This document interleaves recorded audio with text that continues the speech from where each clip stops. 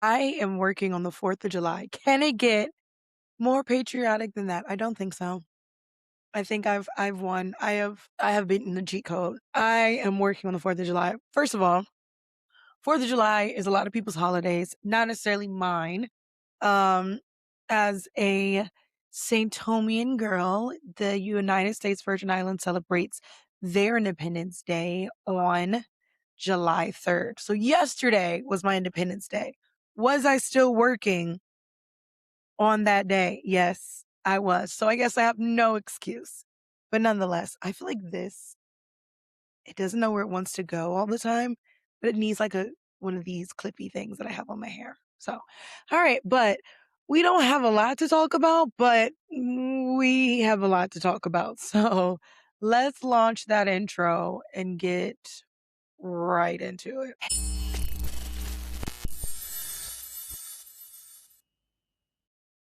Quick pause, because if you love dark stories that don't flinch, Olympic War isn't a soft love story.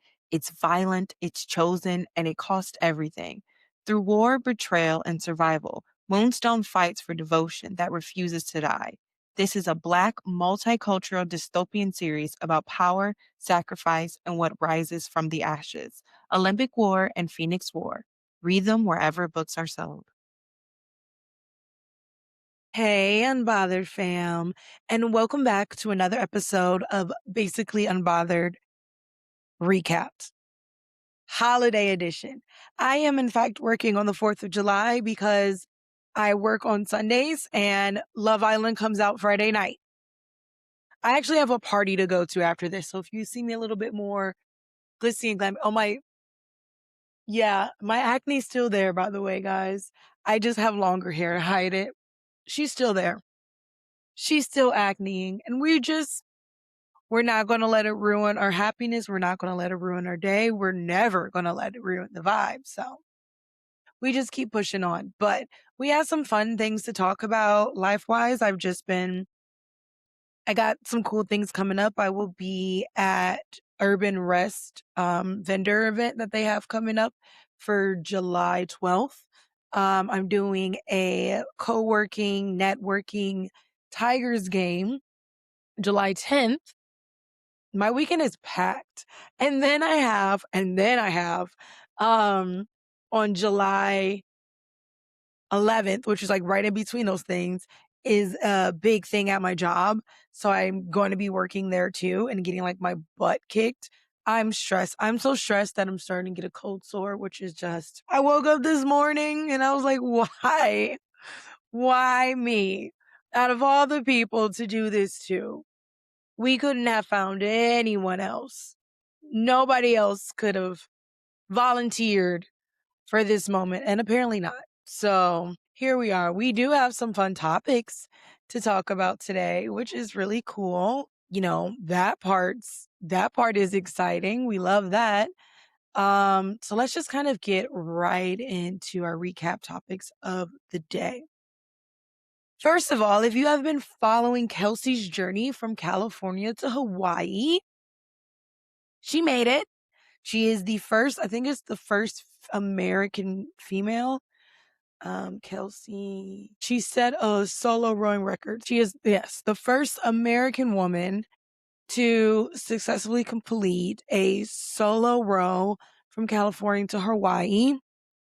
But it also says that she shattered the current woman's record of 86 days, 10 hours, and 5 minutes, but also broke the men's record of 52 days because she did the row in 43 days. Also, imagine living 43 days on a boat. Not even a boat, a rowboat. Her rowboat looked so cool, though, honestly.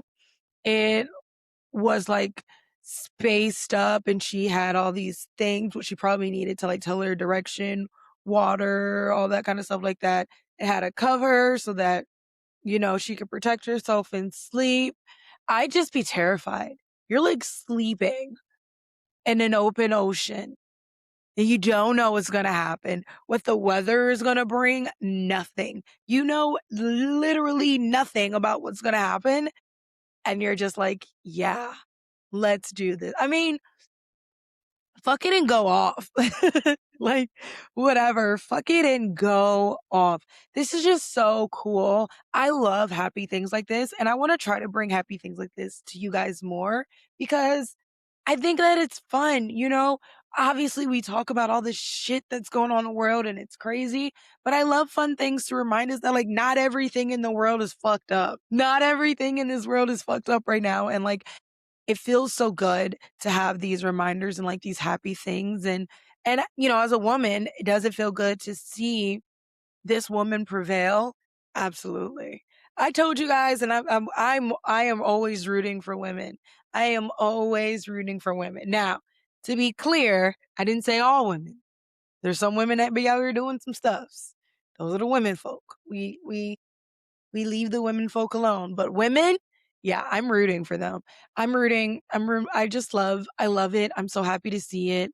And it just feels like a great way to start the podcast off with like a happy swing. So, yeah. All right. Next, we're going to touch on Manon's hiatus. So, recently it was talked about in an interview by Sophie, who we all know is kind of like the spokesperson for Cat's Eye, that, you know, they're continuing to let Manon be on her hiatus, do the things that is best for her and what they feel like is best for her, what she feels like is best for her, and that she can come back anytime. Now, what I heard from that, and I haven't really seen anybody else say this, but what I heard from that was that Manon's not coming back. Like, there is the comment that she can come back at any time, to me says that Cat's Eye is moving on without her. And there's always a spot for her to be there. They're never going to say no if she chooses not to be there. But Manon's not coming back anytime soon. That was, to me, what was most apparent from that was that they're still playing the PR game. We might never know why Manon's gone, but I don't think she's coming back anytime soon, guys. And I'm so sorry because it sucks. And like, honestly, I haven't supported Cat's Eye past this. And you guys might still support Cat's Eye past this. And I love that for you. And like, that's your choice. I just can't. I just can't get whatever happened beyond, you know, closed doors, whatever they're hiding, whatever secret is going on, they're not making it clear to us. And so I want to make it clear to them that I don't support it. I fell in love with Cat's Eye because of Manon. The whole point of Cat's Eye was that people from all over the world, from all different ethnicities, could see themselves and feel seen and heard. And losing that Black representation in what is supposed to be a traditional, like, K-pop model, I'm just good. I'm just good. Like, I don't need it. I legitimately don't need it in my life. Like, it's okay. It's gonna be okay. I can find someone else to, you know, other bands. I'm old though. Like, I don't really care that much. Um, I don't wish, I wish the girls success, except those who are plotting on Manon. And, you know, I still haven't heard much about Saint Satine. I don't know if their debut went as successful as people thought that it was going to go. I don't know. I think that this Hype Geffen thing is having a lot of issues.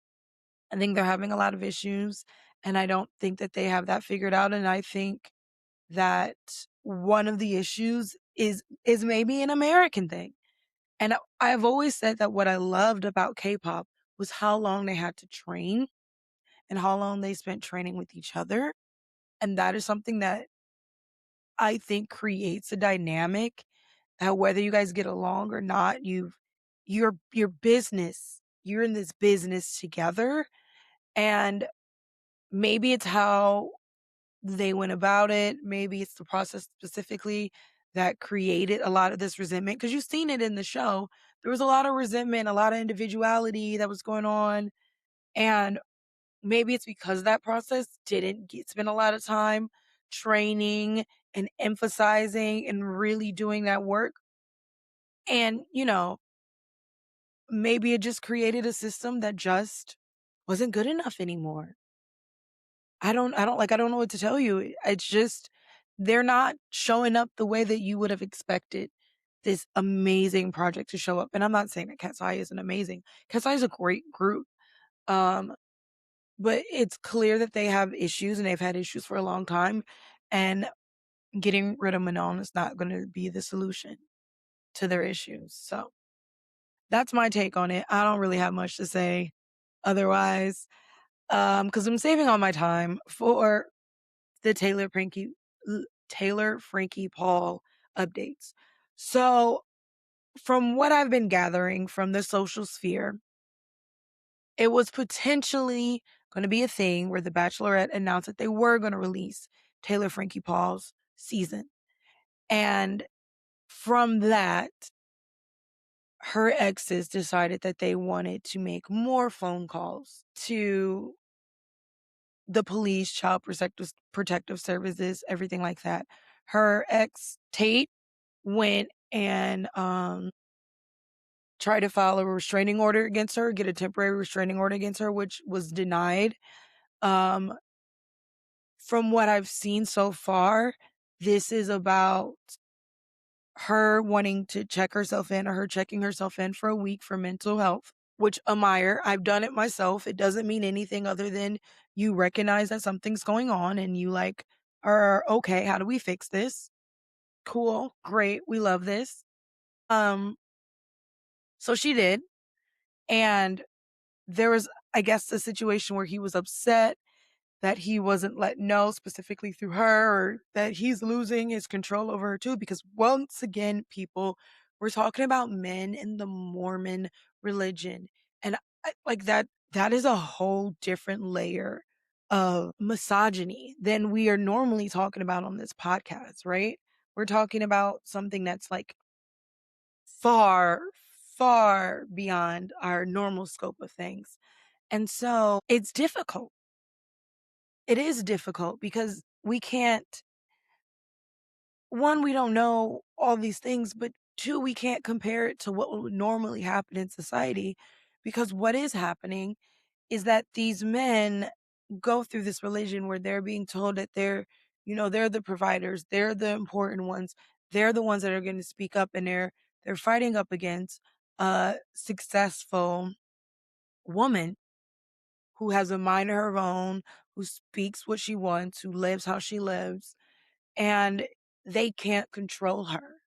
And that's something that's like really shocking to them, legitimately, probably shocking to them, because the women are supposed to kind of be controllable by their religion in these situations. And I don't know enough about the Mormon religion, so don't come for me if I'm not hitting on everything correctly. I'm sorry, but this is just from like what's been going on and what's being put out there, right? And so we see these things get displayed right in front of our faces, and we see her exes display these things. And when they don't get their way, unfortunately, they kind of act like children. And we saw this with Jesse's husband, or soon to be ex-husband. When he didn't get his way, he taunted her, he picked at her, he threatened to release things about her. Like, there's a very manipulative thing going on, specifically in this religion, from what's being shown, that it's just hard to watch. But because of that, she got tired and she started releasing these clips. And I want to get my phone so I can go over some of the things that she said on her story. So originally, this started on her Instagram story, and then someone took her story and they made it into a post. So I'm going to go search that post. So they took her stories, and this is by Nick Ritchie. Took her stories and started and turned into a post. So the started was, my whole back while being trashed and bashed needs to be studied the way I could, just receipts. Then she says, I spent the day crying and fighting for my 2-year-old children. They had returned yesterday after being withheld, and they were expressing how excited they were to spend this year's with me doing fireworks. Their father even told me we could extend it to Monday, so I relayed to them the exciting news just for him to take it back and rip them away again today. It was lies to them, and gut was wrenching to witness them cry, confused and asking why. If I understand correctly, because I willingly seeks extra support for my mental health.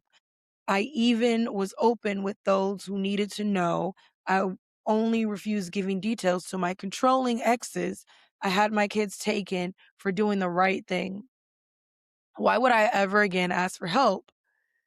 I openly tested at the facility and was clean aside from my prescription med I only talked about. This is abuse by proxy. The second half of today, third party was needed for baby switch off, not on my end. Cops called me so they could come be that. I said yes. The officer was very kind. However, my body is traumatized by constant cop calls, CPS calls, visits, and new reports. Baby daddy's claim is for safety.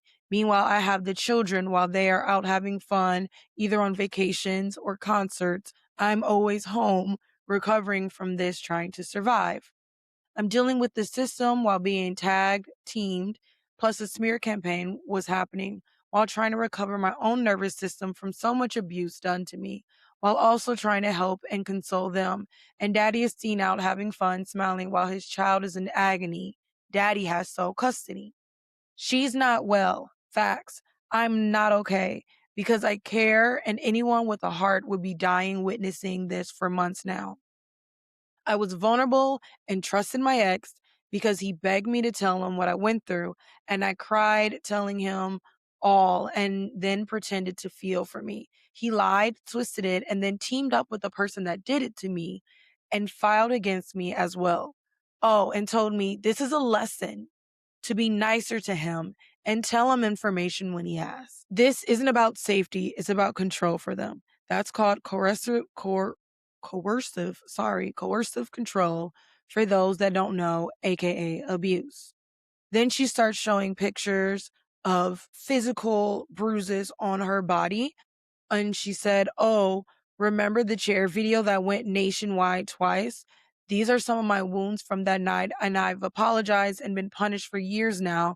I don't condone any of it. I had just lost two babies and was being so gaslit and psychologically, emotionally, and physically abused. I peed my pants because I was terrified, and I was the one screaming for help. I've had this pic for years, and I was later told his phone hit my daughter, not the chair, way after I admitted to it all. I've been so lied to on this. I don't know.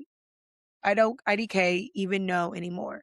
So what she was referring to is she's referring to the situation where we all saw it on video. I've talked about it on a podcast several times. I've had guests on the podcast to talk about it. We see the video of her literally having a mental breakdown, and she throws the chair, and she's throwing chairs at um, Dakota. And it was accused of her that a chair being thrown while Dakota was moving closer to her daughter, by the way, hit her daughter. And that is where the child abuse things came from. So now she's saying that after she admitted to it and everything like that, she was told that it actually wasn't her who hit her daughter. It was Dakota's phone. And it's interesting because if you do watch that video again, there is a very long pause between when the chair's being thrown and when the crying starts to happen. So I found that to be very interesting indeed to me. She said, "Oh, and Tate actually took this picture, which is a picture of her bruises. So he knew what was going on." There's another picture from March 18th, 2025. It says, "Planned his first birthday by myself with bite marks on back and smiled through per usual." And it shows the marks. There's another one with looks like scratch marks and grab marks. 3 months pregnant here and scared to ask for help because I was always reminded I'd go to jail if I told anyone. I got in trouble for getting ready. PP tried to scare me with court watching in this dress. The text message says, Good with you. I desire to be a good man and a good husband and a father one day, especially even to your kids. And yet you are out posting bullshit posts about the Book of Mormon, mocking the very thing you believe in with your tits bulging out. Like, do you want to work towards changing your life for the better? Like, your court isn't even over and you live in literally the Mormon capital of the world. You don't think they all watch your every videos? And her response was, yeah, there you go, trying to control me. My bad for, and we don't see the rest. There's another one that says, I just had a baby and was providing and protecting per usual. My smart mouth is what got me in trouble too. The text message from where I'm guessing is Dakota says, when you're done editing your video with your tits out, can you help watch him? Her response was, I'm editing a work post, asshole. Some of us work. He said, Kay, when you're done. And then she said, so you can watch him while I work since I have goddamn bills to pay and 3 fucking kids to support since the men around me all suck, asshole. And then the last one was, I'm tired and fed up. My eyes are swollen from crying for my kids all day and night. Don't really care what I shouldn't post.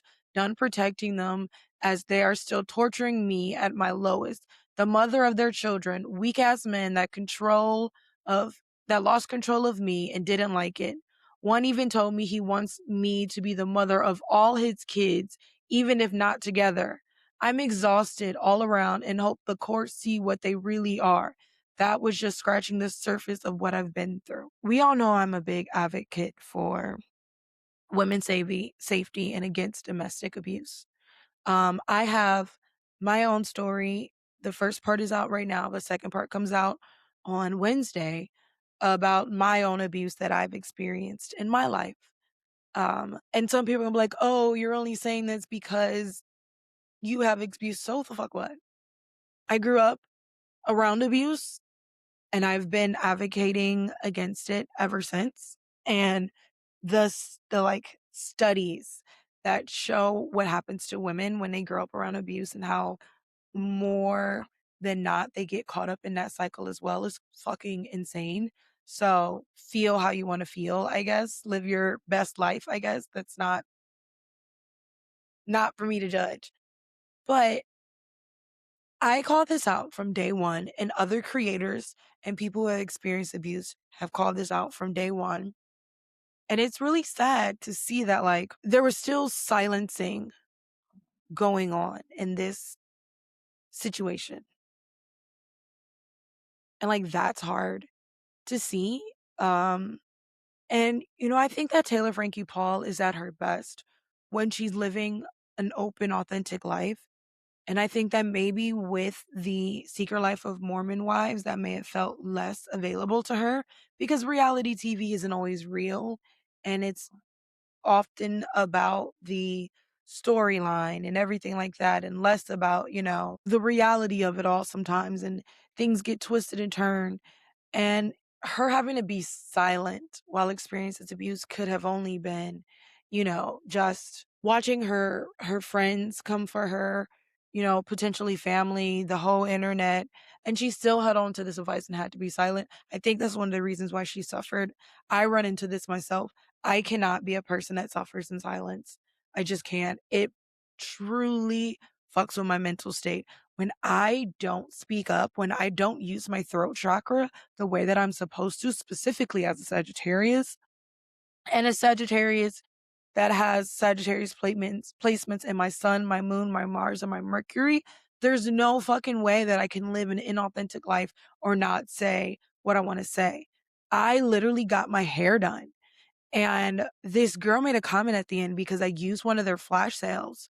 And when I used one of their flash sales, it was 65 instead of 85 to get my locks retwisted. And she made this comment, well, you only get one, because she's thinking about another sale that they had. And she decided to make a comment about me because I was a returning customer and using a sale. And I held my tongue, and I need to stop doing that because it doesn't serve me. And for some people, it really, truly does. It does not serve me. It does not serve me to, like sometimes you don't need to respond. But, like, when something's like, it's still bothering me. I still wanna go to that person and be like, "The fuck did you mean?" Like, let's no. Like, those things, they affect you, and I think with Taylor Frankie Paul not being able to talk about it, not being able to say what was going on with her has been one of the things that's really, like, fucked with her, and I hope that, like, as much as people are gonna try and fight it or whatever, that saying her piece is giving her some peace, because no one should be silenced. And from what I've seen, now Dakota and Paul have teamed up with their own custody lawyers to try to fight against her, which is just sick. It's sick because, for the record, the temporary restraining order was thrown out the window. The request for sole custody was thrown out the window. How many more times do these menfolk get to try to break her down for legitimately no reason? Like, how many more times? How many more times do you want to take shots at her when she, like what she said, is just, she got a house, and what she's posting about is driving a golf cart. Like, her content is mostly her driving a golf cart, and y'all are still mad. Like, what do you want from her? She's making steps to improve her life. She noticed that she wasn't in the right mental state. She checked herself in, and you're mad about it. But that's because when you check yourself into a mental facility, what people see is they see it as a weakness. And jobs will treat it like that too, and they don't even realize it. Jobs will treat it like it's a weakness, not because they don't care, but because they care. They don't want you to get overwhelmed again. They don't want you to, all these things. And sometimes they'll treat you with kitty gloves, and then it builds up, and then it causes issues. This is why a lot of people don't disclose what happens to them in the workspace, because of shit like this. And she's like, again, an example of what happens when you speak your truth. She's speaking her truth, and she's telling people what's going on, and she's trying to do what's best for her, and people are still trying to bring her down. I've experienced it. I've experienced it when I started healing. When I started healing, people were angry. People were pissed. People didn't like my personality. I was changing up. Why are you acting this way? And it was like, whatever we were doing back then, I legitimately don't want to do anymore. Whatever way we were living our lives back then, I don't want to live my life like that. Like, I just can't. I can't live in a place where that's my energy. And that feels like where Taylor Frankie Paul is now. And it's so disgusting that these are supposed to be, whether or not you're together or whatever, these are supposed to be the men championing her, because she is the mother of their kids. And what is good for her is good for their kids. We see that they don't know how to do it. We see that instead what they're doing is per, participating in coercive control and trying to make sure that they still have access to her, they still have power over her, and they still have control over her. Because what the world fucking hates more than anything else is a woman with power. And I've said it before, and I'll say it again, and I don't care how many times, whatever, you can get angry, clip it, get pissed off, I don't give a shit. What the world hates more than anything else and anything else is a woman with power. Get mad about it all you want, but this is what we're seeing. There's a woman who makes more money than both of these men, who has power, has control, and they can't beat her there. So they beat her emotionally, and they take away her opportunities, and they're taking away ways for her to continue to grow or keep her power. They're taking away her friendships. That's the thing that happens quite often. They take away her friendships. They badmouth her to them, and they talk shit about them, and then they put things in her head like, these aren't good friends for you. They continue to do that over and over again until they break you down so that you are nothing but something for them to mold. It's the worst thing ever. I hate seeing it. And this is the, like, fight against the patriarchy that, like, I'm talking about. You guys may think I'm talking about, like, random shit when I talk about the menfolk, but, like, these are some of the big things that we really need to wake our eyes up to, because it's insane. I send love and hope and positive energy towards her way I hope this situation works it out. I hate seeing people struggle this way. It really, truly upsets me. It makes me sad. So, quick question. Have you ever opened your to do list, looked it dead in the face, and then immediately decided that reorganizing your desktop, deep diving on YouTube, or starting a completely unrelated side quest was actually the better life choice? Yeah, same. And that's exactly why this week on Basically Unbothered, we're talking about something that doesn't yell at you to wake up at 5 a.m. or just be more disciplined like some productivity drill sergeant. We're talking about A Pinch of Productivity, the secret sauce for motivation by Don Turner. Because instead of shaming you into being productive, it gives you the pinch framework: pressure, interest, novelty, challenge, and humor. Translation: you're not lazy, your brain is just bored. This is about learning how to work with your brain instead of fighting it so you can actually finish the things you keep putting off without turning your life into a boot camp montage. So if your motivation bar has been sitting at low HP for a little too long, go check out A Pinch of Productivity wherever books are sold. And maybe, just maybe, we'll finally finish one task before starting 5 new ones.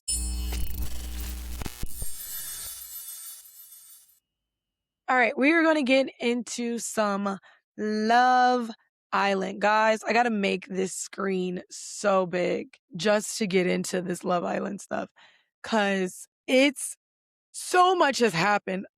So much has happened. So when we left off, it was a recoupling from Casa Amor, and Casey came back with TT, who pissed everybody off because she was fucking fighting and she was doing all this crazy wild shit and things were getting fucking crazy. And we're just like, what is happening? Like, tell me what is going on. And so we got into this stuff. And then it was just bad. Where we're picking up now is the episode after. We see Anaya breaking down and we see Melanie come to her side, which was like, Melanie is breathing life. Melanie was just like, hey, like, I got you. We got this. You're not going to cry in front of her. You deserve so much more.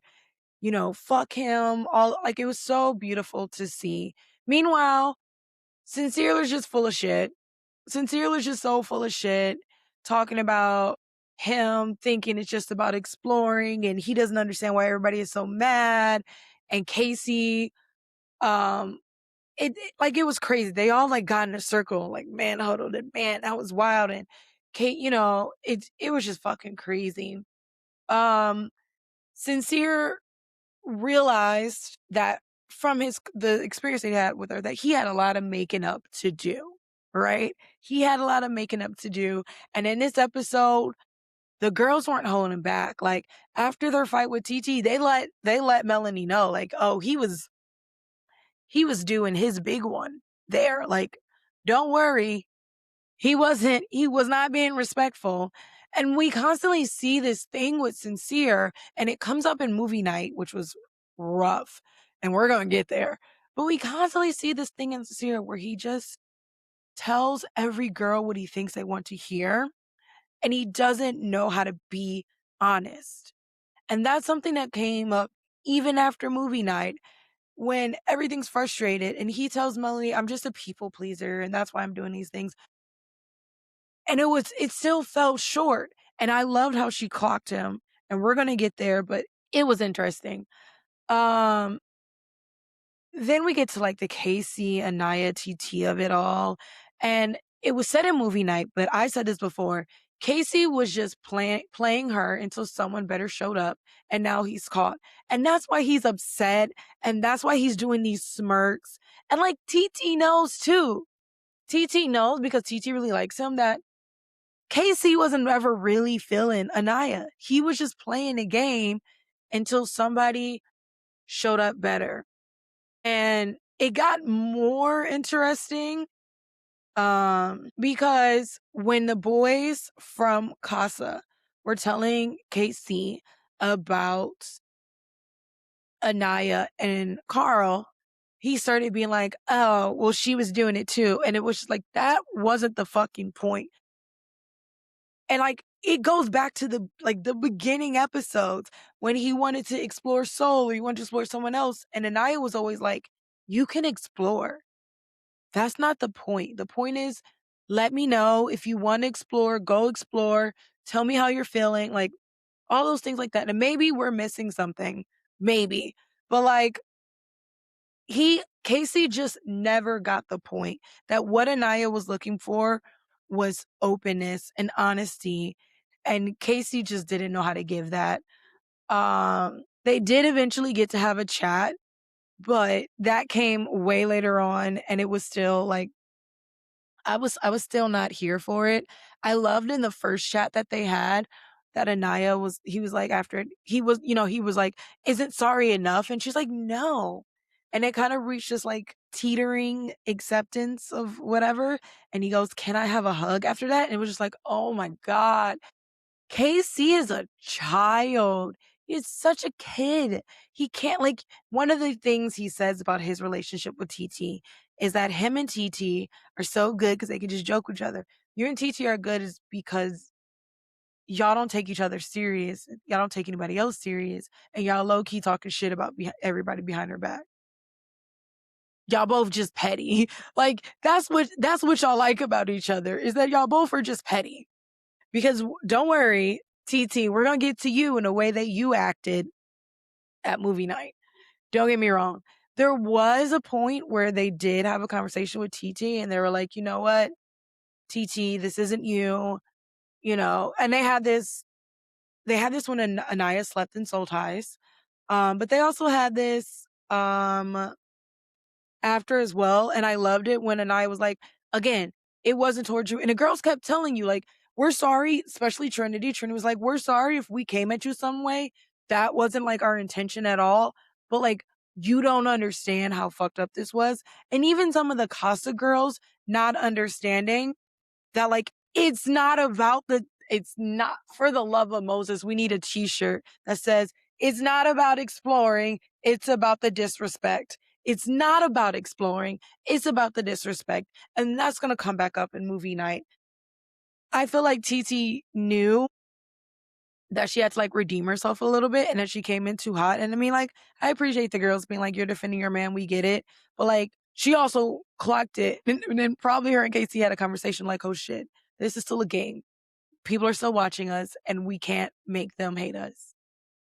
Which is interesting because when we got to Friday night's episode, there seemed to be something going on with TT and Casey, and that was fascinating. Now when Sincere kind of talks to Melanie after the Casa Amor, and he can just start to see that she's not feeling it and like what he's been saying to her isn't working anymore because from what she said at the recoupling is what she stood on. And so he comes to her and he tries to talk to her and he has these conversations and he's like, I wanted to have the full Casa Amor experience and blah, blah, blah, blah, blah. This is something that Zach said to Kata as well. And it's a societal thing. By the way, watching this show makes me want to like I love psychology, but it also makes me want to study sociology more cuz it's so fascinating. It's a societal thing. What we're seeing happening is a societal thing. It's this thing where they're talking about and I don't actually, some of you may be like, "Oh, that was just bullshit." I don't think it's bullshit. I think it's real. It's a societal thing where what we're doing is we're hearing these men and they talk about how they were with their boys and they were trying to get hyped up. I mean, that was like from Casey and Corbin, disgusting all the way through. It was so fucking confusing. And them being like, man, I was just with my boys. But Sincere and Zach, they weren't like shit talking. But when they were saying that they really felt like they had to do the experience, I get that because that's the point, right? Like Casa Amor is supposed to be this big thing and you get sucked up into it and you have to feel like you do the experience. And that's why I don't like Casa Amor because it's set up to kind of fuck everybody over. And this, like, there has to be a better situation for us to test these connections and cause some more. I also don't like the concept that testing the connections mean you have to talk to other people or make out with other people or potentially sleep with other people to know that this girl is the one. I've said this so many times and I stand 10 toes down on it. If you didn't know I was the one before you lost me, I don't give a fuck how you feel when you're trying to get me back. If you let me go and didn't realize how good I was when I was with you, dude, like there's no test. I don't need to be tested to know if I like someone or not. And maybe this is a younger thing, maybe it's a younger societal thing. I don't need to be tested to know if I like someone. I just like them. I don't need other people to be in my face challenging it. No. And I get that this is all supposed to be an experiment and you're supposed to try. But what Kata said, you can do it in a really like positive way and in a way that's not disrespectful. And I don't think that the men in Casa really had the tools to understand what that looked like. And that's a conversation about greater society. So see, that's a conversation about greater society because they didn't have the tools to understand that you don't have to be a dog. Like it's okay. Like you don't get cookies or bonus stars for dogging women. Like that's not how it works. So kind of seeing them come to that was really beautiful. But also, having Sincere say he wanted to protect Amore's experience in the Casa Amor, but he wanted to protect her experience over Melanie's heart was just a wild, like it was wild to me. What do you mean? That's the part. Maybe that is part of the people pleasing in him, where he feels like he has to make these women feel like special, but you don't. Because what's the saying? Like, a friend to all is a friend to none. A man folk that can go hoe around is not a man folk that is ever going to be faithful. A woman folk that can go hoe around is not a woman folk that's going to be faithful until they're ready and committed to being that thing. And so, more importantly, like even in poly situations, if you are poly and you guys are all dating all these other people, the conversation has to be made that the person that is most important is the person you're in this full relationship with. So you could have helped more, but you don't, or like protected a more experience or let a more have a good experience, but you didn't have to do it at the expense of Melanie. And, like, that's the part that I don't think that they're, like, clocking. I don't think they're understanding. You can do these things, but not at the expense of a person that you say that you care about, because then you don't really care. You don't. You're doing all of these things, saying that you care about these people, but you don't, because you're putting other people's feelings, other people's whatever before yours. Yeah, I get it. You want to like give everybody a chance and not make them feel like they're having a bad experience. But where do you draw a line of how it affects the person that you're with? So that was kind of like my big thing there. Then I made a random comment about men hyping themselves up to disrespect women and women just caring about each other's feelings. That was something that I noticed while we were having these post Casa More conversations, is that the men were like getting in each other's head and yeah, yeah, you're right. Yeah, you're right, man. She was doing this and she was doing that too. And the women are just like, hey, we're so sorry. We didn't mean to hurt your feelings. Hey, let's have a talk. Like was again a very glaring sign of how these two friendships work.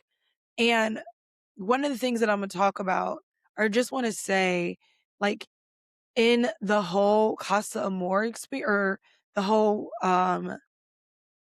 recoupling thing that they had to do with the least compatible couple on Friday night's episode, when Corbin called out the way that Sincere was doing, that's the way that your friend should hold you accountable.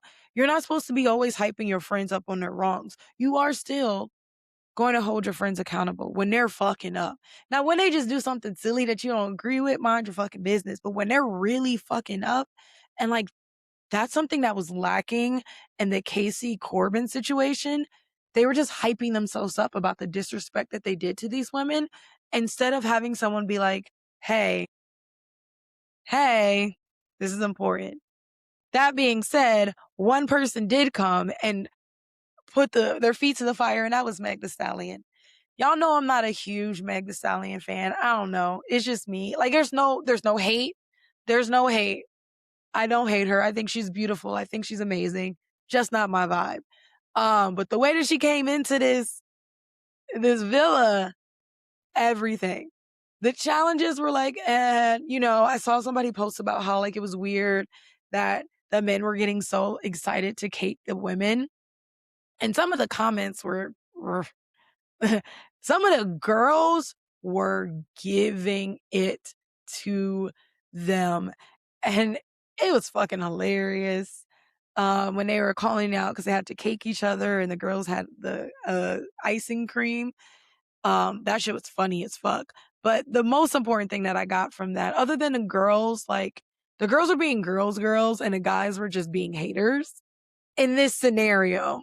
In this scenario, was Meg literally holding Casey accountable and watching Casey just get worse and worse as he continues to spiral out, and Meg being like, how do you feel like you weren't disrespectful? He's like, how was I disrespectful? She's like, did you not see yourself in Casa Amor? And I'm like, girl, yes, clock this man. Did you not fucking see what you were doing in Casa Amor?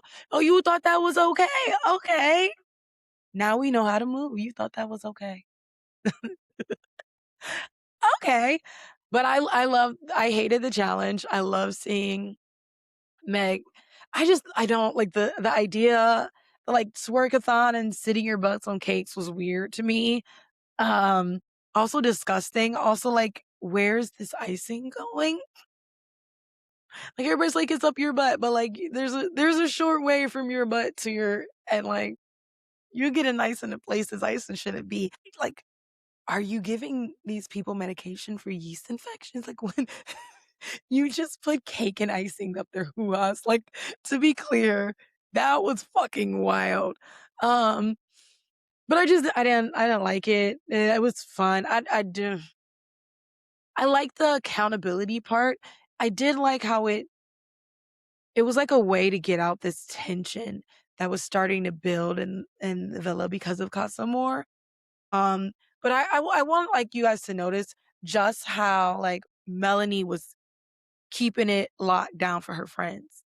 She got Corbin and Casey. She wasn't playing games. She was there for her friends. And I fear that Sincere is going to ruin her making it all the way, which makes me really sad. It legitimately does. Like, I'm so sad about this, but I'm still hoping that we get a bombshell that just flips the script. But what we got out of the Meg Stallion was Carl. Hi, Carl. We all wanted you back. The moment you left, we wanted you back. I've been seeing a lot of people compare them to Roger and Hammerstein's Cinderella. Because if you haven't watched it, Brandy is a black Cinderella, and the Prince Eric isn't it Prince Eric? No, hold on, Prince Christopher. There we go. And they're comparing him a lot to like Prince Christopher, and I love it. Oh, I love it so much. He keeps acting that way. We all wanted Carl to come back. They're like our fairy tale. It makes me so happy to see them. It makes me so happy to see like Anaya's nervous system kind of calm down with it. Um, and Amora came back too, which kind of felt like, I mean, obviously I knew that they were going to vote for Amora to come back, but it still kind of felt like, but Amora came back and TT was messy. TT is TT is messy and TT is petty, and that is why Casey and TT get along. TT is messy. I'm just saying.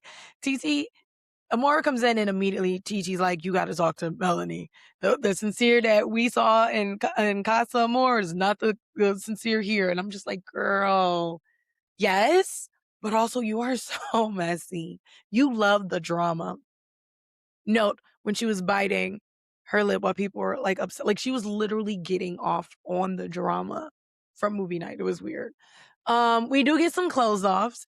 Bryce and Trinity close off and they're in a relationship. They're girlfriend, boyfriend. We love that. Corbin and Parmida closed off and I was like, Parmida closed off and I was like, but guys, low key, they're actually starting to grow on me a little bit. I'm not gonna lie. Corbin and Bermuda are actually starting to grow on me a little bit. From what she said in the least compatible couple recoupling or dumping, I guess. And she said, we're both just good looking and maybe you guys have a problem with that, but we do have deeper connections and he's hot and I'm hot. And I'm just like, I mean, their mindset low key is kind of similar to that. And this is not about Kenzie, but Parmita feels like a no nonsense type of girl. And sadly, maybe that is what Corbin needs is like, she straight up was like, if you, and she, at least she was honest when she saw like movie night and she saw what Corbin did. And even before that, she told him, if you play me like that, you will regret it. T, check, agreed, love it. They're slowly working the words of my heart. Not Casey and TT though. Not them. We also had the Kenzie Gall Dylan drama gone, and I really don't want to give it as much time as I could because it was just, guys, and all the things that get talked about, like some of the things got to get the like go to the cutting floor. And the Kenzie Gall Dylan drama, although it was important for the Kenzie arc, it's just basically, guys, Kenzie's fucking up. Let me be clear. Kenzie is fucking up. And when who was it? Anaya, maybe it was like, yeah, low key, or Kata was like, low key, you're kind of looking like the girl version of Sincere. She was, but when we get to movie night and we talk about that and the like how she handled it versus how they handled it, completely different. But basically, Kinsey kissed Gal, Dylan cried. Gal and Jen broke up. Jen was mad at Kinsey. Kinsey's leading them all on. It's really confusing. Kinsey doesn't know what she wants. But then she closes it off with Dylan. And like they zoomed into her face and it was like the same face that Sincere had when he was talking about like how much he liked Amora. And it was not a face of sincerity or emotion or happy or anything. It was just like, I'm pushing through. That becomes important later. All right. Movie night. We're going to try to move past this real quickly as we can. All right. Let's see. I'm not going to talk about the individual videos. I'm going to talk about the full vibe. It hurt for Zach to say, seeing you cry like that makes it not worth it when Kata got his videos.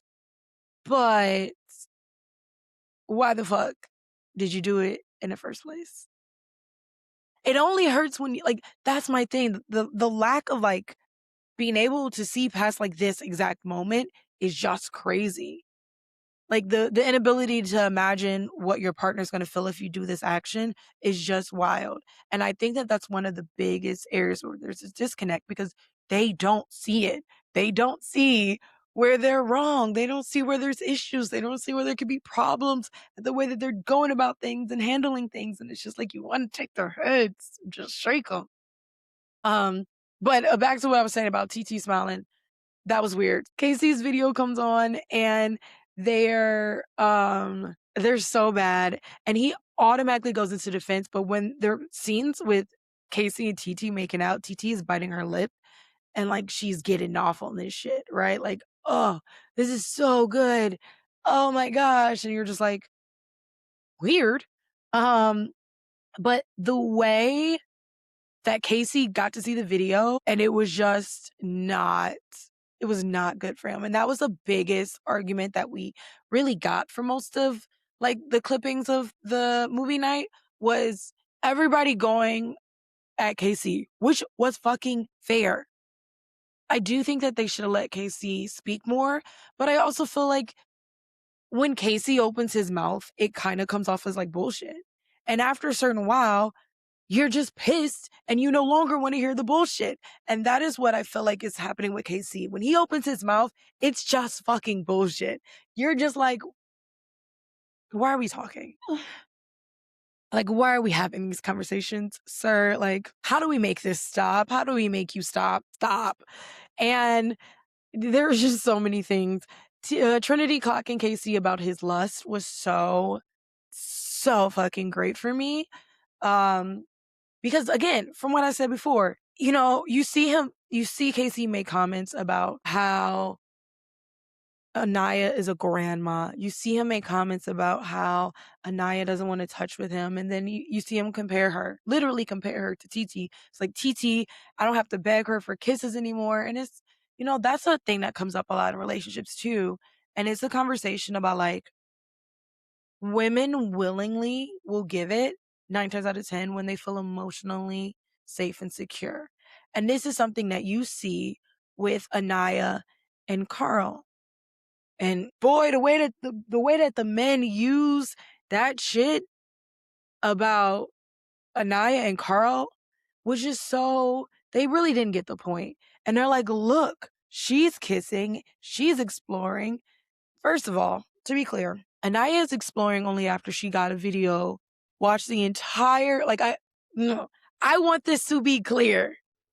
Anaya was only exploring that way because she watched a video of you get lap dances from 6 other women, verbally disrespect her on the screen, all kinds of shit, say all wild shit during the whole time, right, and then woke up the next day and was like, fuck it. So from the beginning, it was a consequence of your action. And they made a comment about like, why is one okay and not the other okay? Or why, they only got this one clip. They didn't know what he was saying. And I wrote this down and I'm trying to find it. I tweeted it. A woman, once you show her how you're going to act, whether she chooses to stay with you or not, she knows in her mind, she will see that in her mind all the time. And that's how you're going to act when you're out. That's the problem with like cheating and things like that, is like, I'll just speak for myself. Once you've done it, I'm always going to be paranoid about you doing it again. I always think you're going to, once I've seen the behavior, until I get enough behavior to show me differently. She didn't get enough behavior. So to her, in her mind, and to anyone's mind, if you disrespected me off rip from the beginning, what would make me think that you're not going to do it for the rest of like your experience? So the men are arguing when Anaya's video comes up with Carl, and they see that and they're like, well, yeah, you did this too. And you didn't even know how he was moving and talking. And she's like, that was enough. And Anaya having to say, why are we giving him so much sympathy when he has disrespected me every time, felt so heavy. It did, because it was like a call to it again. Why are we giving this man so much sympathy and me none all of a sudden because I called out your bad behavior when he's disrespected me every single time and I haven't?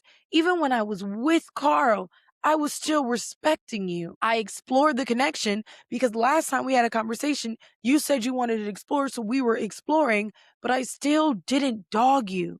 I still didn't talk to you. And there has to be a thing to notice about like what the disrespect means, because disrespect means something different to everybody else. For instance, for Kata and Zach, who have been like so kind of linked up from the beginning, disrespect for Kata was Zach kissing the other girls and making out with them a lot, when Kata didn't do that. Kata said, you can explore, you can have conversations, you can do all of that, but the kissing is my problem because I didn't kiss anybody else. That's where Kata's boundary is. Now, for Anaya, it was different. It was less about the kissing, and this came from the beginning episodes, and more about the conversations and the way that Casey went about it and the disrespectful ways that he treated her and the things that he said.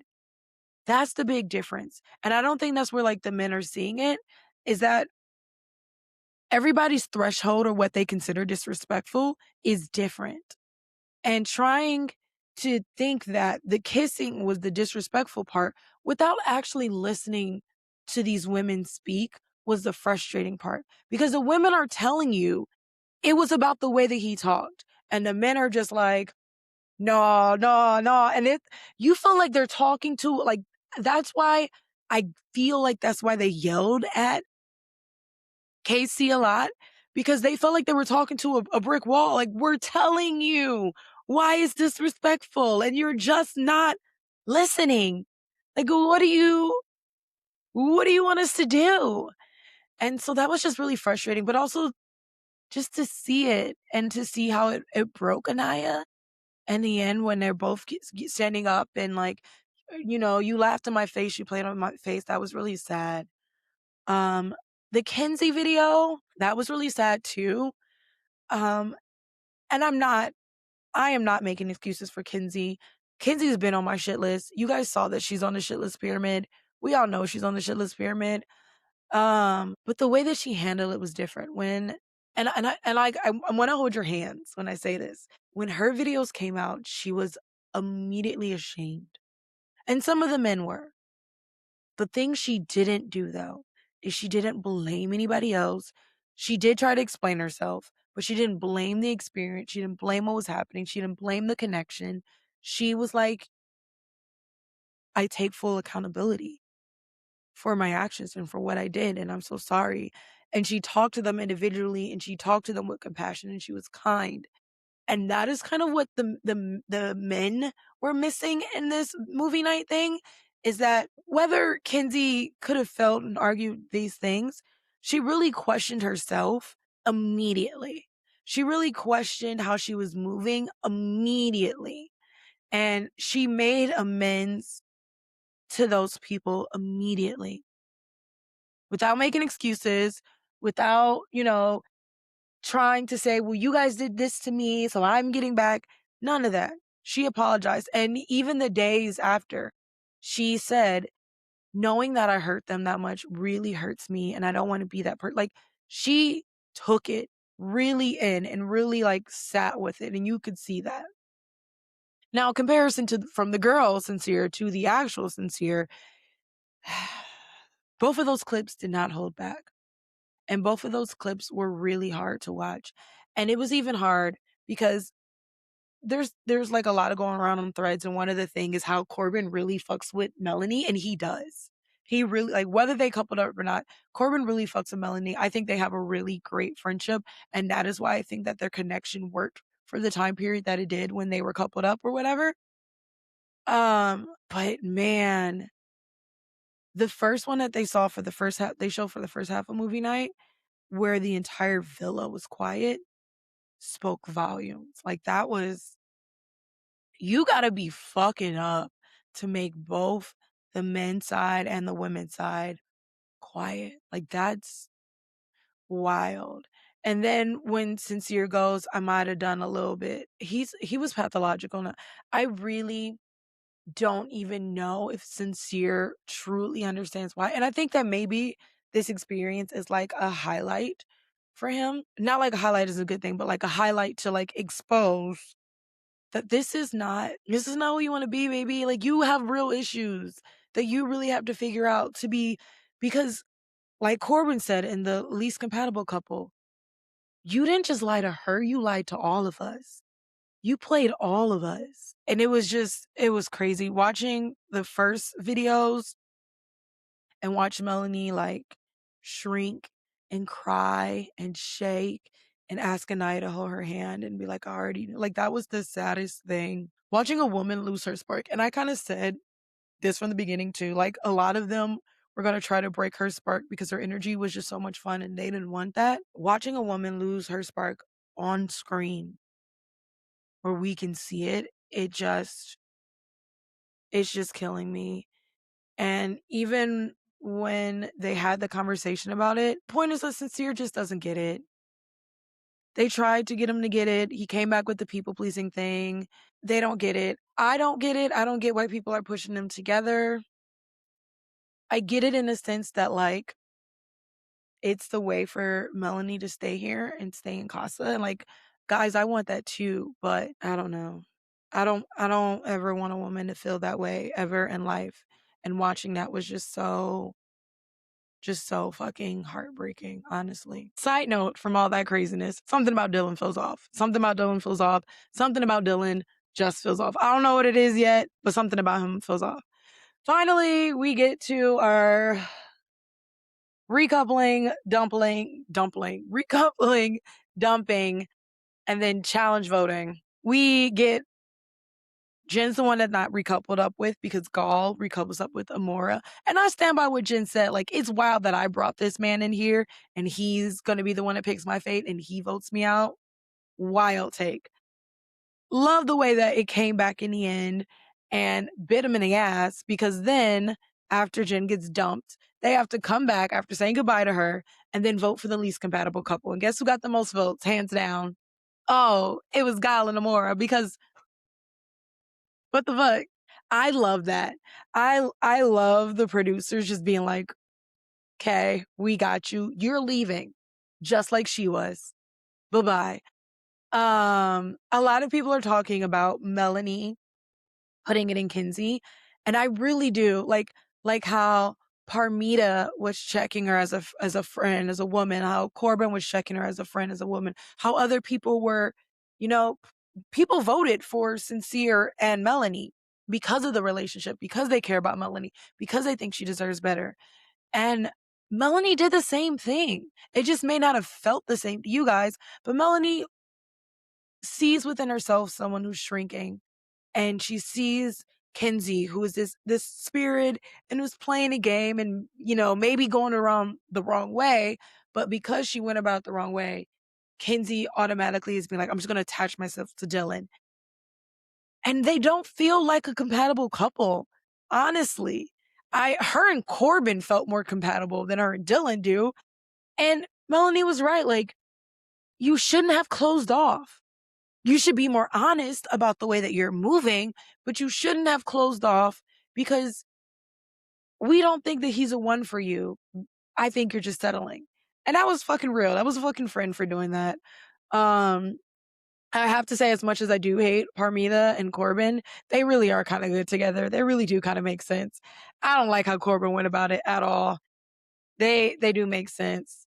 I love that Corbin's statement to Sincere though was that Sincere broke the trust for all of them. And like Sincere's so focused on Melanie, obviously, but he's not seeing a bigger picture. He didn't just lie to Melanie; he lied to all of them. He broke the trust of all of them, and they're all supposed to be friends there. And like what you did was cataclysmic to the entire environment, right? Like what you did didn't just affect you; it affected this entire environment that we're in. And I respected that so much. I respected Parmita for saying, like, I love you, girl, you deserve better. The way that he was doing you was wrong. Nobody deserves to be treated that way. I agree with people who voted for Kinsey and Dylan. Honestly, I like Kinsey, but Kinsey can go. She hasn't found a connection there. I don't know if they're bringing any more bombshells at this point. It's kind of crazy. It'd be nice to see that on Sunday. It's kind of crazy. I agree with most of the things that said. I love how everybody was looking out for Melanie. I do know that obviously there are going to be issues now. Was it sad to see Caleb and I don't even know. I don't even remember her name. Jaden. That's the point. They were like nothing. They were like their screen time was so minimal that the only screen time they got is when they fought. And and everybody's kind of like confused because we never even saw anything leading up to the fights. We're all just like, so we're mad. Okay. So we're not mad. Okay. So seeing them go, I get it. Gal and Amora, y'all already knew. That was a take, guys. It's the 4th of July. I'm trying to enjoy the 4th of July. Next week, I am not going to be able to cover Friday night's episode with you all, and I'm so sorry. So next week is going to be Sunday night's episode, which have already happened for you here listening to this, Tuesday and Thursdays. And I'm not going to be able to cover, I'm missing something, Sunday, Monday, Tuesday, Thursday. You guys are getting, I'm not going to be doing Friday like I normally do. So I'm so sorry, but it's because my life is kind of crazy. I didn't even know if I wanted to do this today. I almost didn't watch the episode. I was going to come to you guys and be like, I love you, but like my mental health comes first. It does, but c'est la vie. Thank you guys so much. I hope that we get Melanie, in here still, but I hope we get her better love interest. Thank you guys for listening, and I will see you guys next time. Bye. Gabby Gabs Podcast.